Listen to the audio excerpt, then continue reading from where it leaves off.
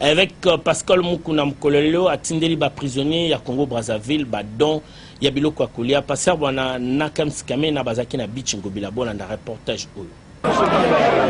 Kisasa Braza ezali semboka moko kaka ebalende kabola biso ezali ya solo parce que lelo avec Pascal Mukuna oyo akenda ntango na kombo ya l'homme du retour à la parole azalaki na beach ngobila pona kotika ebele ya biloko bozomona awa baloso sucre savon huile bajiti ya bilamba pe biloko ya ndenge na ndenge oyo utaki na grande communauté ya ACK pona kopesa yango na maboko ya représentante ya ambassadrice ya RDC na Congo Brazzaville afin que bakenda kokabolela ba prisonnier ya Congo Brazzaville na cadre ya kokokisa maloba ya nzambe na ye oyo Jésus Christ alobaka ke nazalaki na boloko kasi otikalaka koya koputala ngai te. C'est que donc nazopesa ngo na kombo ya communauté ya ACK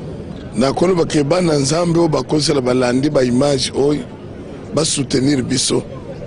tant que soutien on ezali ba acte ya bezo salama puisque musala tokosana masamba débat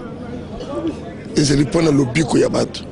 ndeko ya Congo badon e pesa manango kasi oyo ya boye ezali pona kopesa mateya epa bato basoso malobanza malamu te yango wana ekoyinda mabe du 3 au 6 février 2011 na stade Masamba Débat na cadre ya grande campagne sur la délivrance matérielle et financière oyo Pascal Mukuna akosala kuna